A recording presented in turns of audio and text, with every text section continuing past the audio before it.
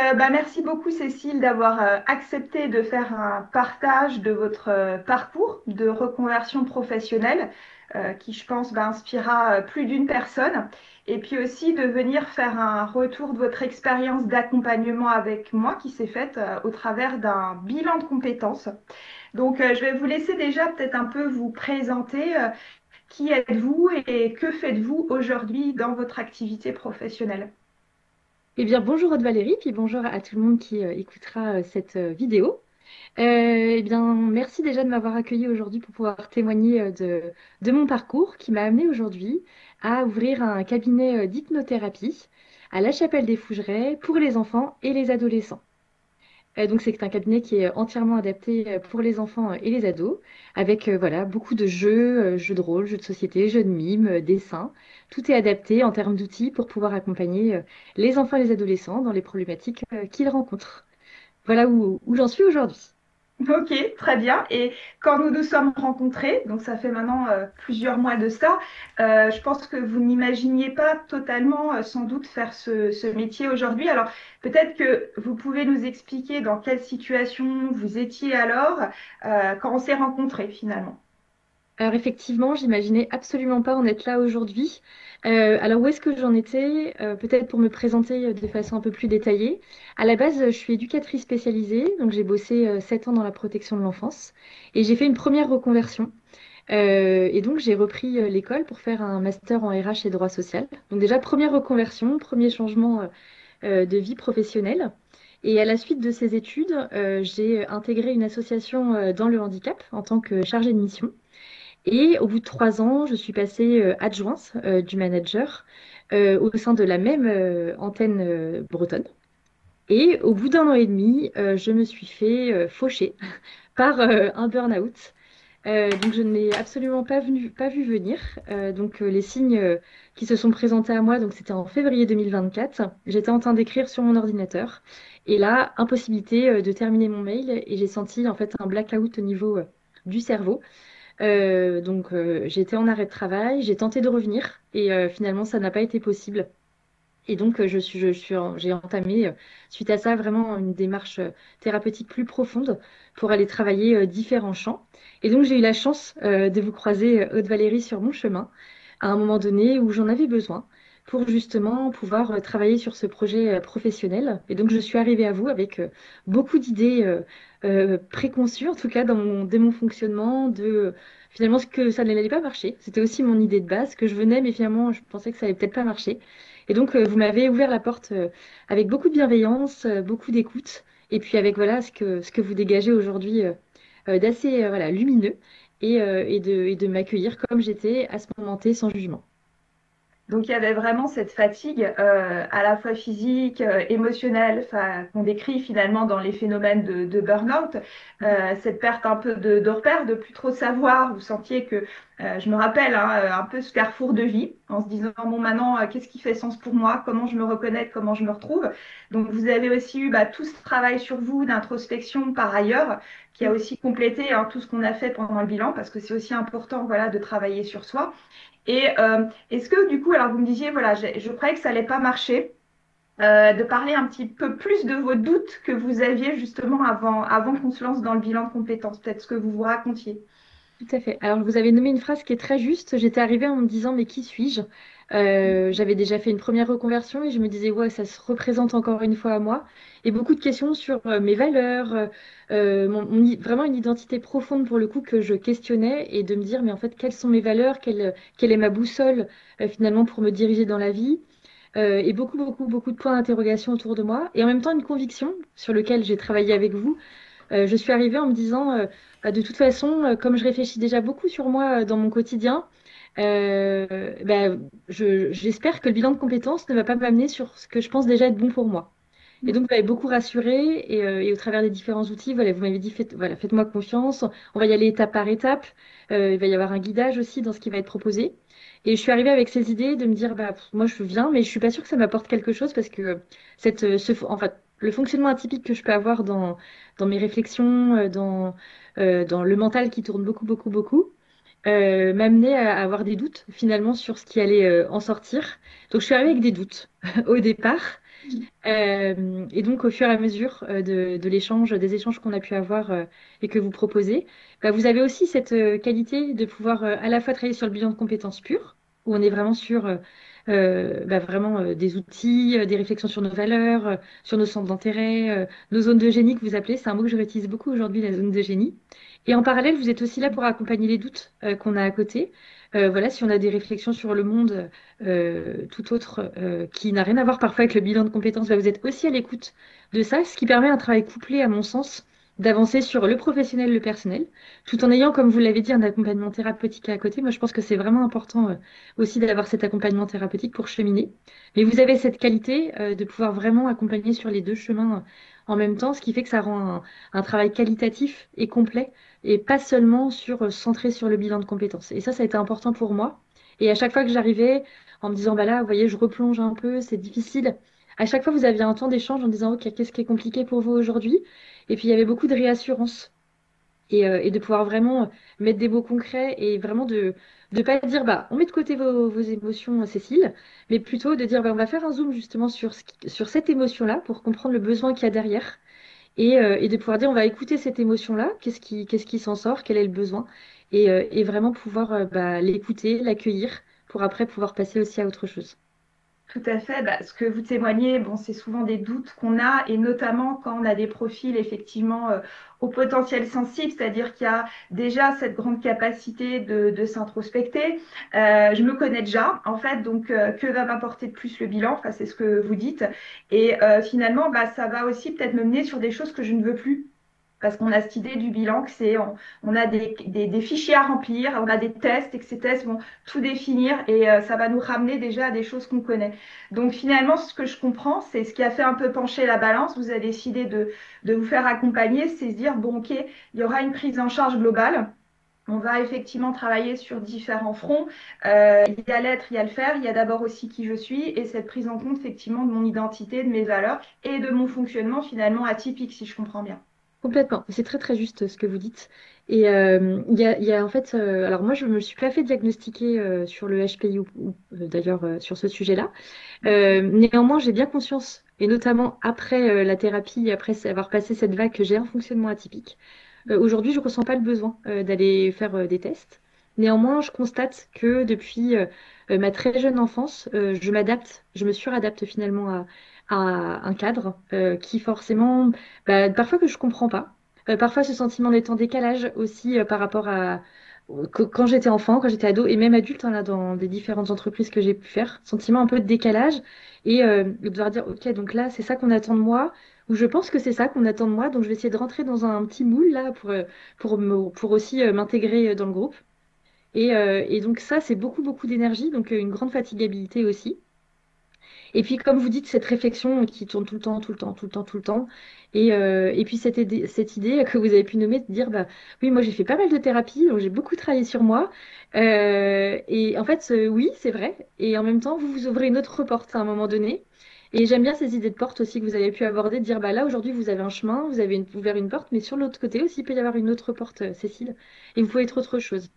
Et au travers de l'accompagnement que vous avez pu proposer, c'était vraiment aussi cette idée de bah, s'accepter tel qu'on était. Alors oui, il y a un fonctionnement atypique, mais je peux aussi faire le choix dans ma vie de ne pas forcément me suradapter tout le temps ou de m'adapter même, mais juste d'être qui je suis et puis d'oser à un moment donné affirmer bah, ces qualités, ces belles qualités que j'ai. Parfois aussi bah, des freins que je peux avoir pour comprendre l'environnement extérieur lié au fonctionnement. Mais c'est vraiment aujourd'hui, je ressors avec bah voilà, aussi être qui tu es, affirme-toi et puis rayonne quoi. Juste sois toi, juste sois toi, c'est déjà bien. Voilà, et vous avez osé. Là, j'ai osé, voilà, Vous avez osé. j'ai sauté Ouais. un peu. Alors c'était vraiment cette idée de me dire, ok, alors qu'est-ce que je fais une fois que je vais mieux? Et donc bah, j'ai sauté pour faire un autre métier. Mm. J'ai pas sauté sans difficulté, hein. Ça a été beaucoup de peur, de l'inconnu. Mais Mm. toujours, vous avez été là, derrière pour dire, bah, maintenant, donc étape par étape, on va sauter, je suis là, vous avez sauté, je suis là. Et puis voilà, même maintenant, voilà, s'il y a besoin, vous êtes aussi toujours là. Et ça, c'est vraiment important aussi dans votre posture, dans la posture que vous dégagez, de se dire, bah, on n'est pas tout seul. Et que bah, sauter dans le vide, c'est pas facile, mais il y a aussi des parachutes, en fait, quand on saute. Et en fait, c'est tellement agréable et tellement En fait, quand on est soi et quand on ose être soi, et ben en fait, ça apporte quelque chose de beaucoup plus léger dans notre vie. Et on se pose pas la question est-ce que je vais plaire, est-ce que on va m'aimer. Ça, c'est beaucoup de questions que j'avais aussi avant. Ouais, mais si je fais ça, du coup, on va pas m'aimer. Si vraiment j'affirme qui je suis, bah, les gens vont peut-être me détester ou ils vont me renvoyer que ça va pas. Et ça, c'était compliqué pour moi. Et en fait, à partir du moment où on s'affirme et on ose être qui on est, bah, en fait, peu nous importe finalement ce que l'autre pense parce qu'on est juste bien avec nous-mêmes. C'est ça. Il y a un alignement, ça devient Exactement. évident finalement. Mm. Ça fait sens. Tout à fait. Et donc, vous parliez un peu des étapes du bilan. Est-ce qu'il y en a certaines que vous avez particulièrement appréciées, au-delà voilà, de l'accompagnement global dont vous avez témoigné? Est-ce qu'il y a peut-être des moments comme ça, un peu plus flash, dont vous vous rappelez qui ont été vraiment peut-être des déclics pour vous? Complètement. Alors moi, j'ai beaucoup aimé deux points. Tout ce qui était autour des valeurs, quand on a travaillé sur les valeurs pures qui nous définissent et qui nous permettent de un peu redessiner notre boussole intérieure pour justement pas se perdre dans tous les chemins qu'on peut avoir, notamment quand on a un fonctionnement un peu atypique, où on peut tout aimer finalement et en même temps plutôt savoir où est notre, où est notre boussole, pardon. Et donc, on a pu vraiment faire un travail profond de, OK, c'est quoi votre leitmotiv quand vous vous levez le matin? Qu'est-ce qui vous anime? Et en fait, on a pu balayer différents sujets, à la fois la sphère pro, mais aussi la sphère perso, qui m'a permis, par exemple, moi, de me faire, de mettre en avant justement que bah, être avec les enfants, ça, c'était vraiment important pour moi. Et c'était quelque chose qui rejoint un peu le deuxième point que je voulais aborder, c'est la zone de génie. Moi, j'ai adoré ce mot que vous avez employé, je le réemploie aujourd'hui dans mon cabinet. En fait, c'est la zone de génie, c'est la zone qui ne nous demande pas d'effort. Et au début, je me suis dit, oh, bah, c'est un peu prétentieux de dire qu'il y a des choses qui ne me demandent pas d'effort. Et en fait, je me rappelle que vous m'avez accompagné un peu à enlever ces peurs que je pouvais avoir, de dire, bah non, mais moi, je ne veux pas être prétentieuse en disant que j'ai une zone de génie quelque part. Et finalement, en fait, bah, votre accompagnement m'a mis en confiance. Et c'est là où j'ai pu bah, me dire, bah, là, en fait, travailler avec des enfants, moi, ça ne me demande aucun effort en termes d'énergie, en fait. Mhm, tout à fait. Et c'est la zone vraiment, alors Et c'est on un a mot pu, qui est voilà, souvent accompagner les gens, c'est pareil, ça ne me demande pas d'effort, en fait. oui, oui, oui, c'est clair. Complètement. Mais c'est là où ça Mais en même pousse temps, vous avez une naturellement. capacité après à le remettre dans un autre contexte et à se dire, bah, en fait, maintenant, vous êtes vous. Et en fait, comment vous nous amenez à reconnecter à notre essence pure et à nos valeurs qui sont intrinsèques finalement à nous et ce qui nous fait vibrer finalement dans notre quotidien. Bah, après, ça découle de soi, en fait, de dire, bah, ma zone de génie, c'est ça, c'est ça, c'est ça. Et en fait, je pense que ça a été un déclic de me dire, OK, donc si moi, ce qui ne me demande pas d'énergie aujourd'hui, c'est de travailler avec les enfants, déjà, ça me donne une voie de pouvoir aller dans ce sens. Et puis aussi, on a beaucoup travaillé sur le fait bah, de se dire, bah, est-ce que je veux travailler en collectif? Est-ce que je veux travailler tout seul? Ça aussi, ça a été des moments importants et où on a levé aussi pas mal de peur parce que moi, j'aime beaucoup travailler avec plein de gens. J'adore le contact humain. Et donc, je me disais, ouais, mais tout seul dans mon cabinet, alors jamais au début, j'aurais pensé ouvrir un cabinet, mais vraiment pas du tout. Et puis, en fait, c'est toutes ces petites étapes, les valeurs, puis la zone de génie, puis finalement vos compétences, parce qu'après, on va aller balayer toutes les compétences de toutes les expériences qui amènent à se dire, bah ok. Mais ce que j'ai aimé aussi dans votre posture, Valérie, c'est que vous dites pas, bah c'est ça, le choix, mais voilà ce qui s'offre à vous. Vous n'êtes pas comme ça, mais vous êtes comme ça, en fait. Voilà les différents champs de compétences que vous avez développés, voilà les possibilités de métier. Et ensuite, après, c'est à nous de faire notre choix. Parce que l'accompagnement, il nous amène aussi à se dire, bah, c'est nous qui faisons nos choix dans notre vie et qu'on peut parfois avoir toute l'aide extérieure qu'on veut, mais le choix final, il revient à nous. Et je pense que ça, c'est important aussi dans le développement personnel que j'ai fait, c'est de me dire que je suis responsable vraiment de mes propres choix et que bah, c'est vraiment à l'intérieur de moi que tout se passe finalement. Et les autres sont là, sont des outils finalement pour m'aider, mais vraiment me reconnecter à moi. Tout à fait. C'est ce que j'appelle la souveraineté personnelle. Et c'est vrai que ben, je dis toujours les personnes, c'est vous les experts de votre vie.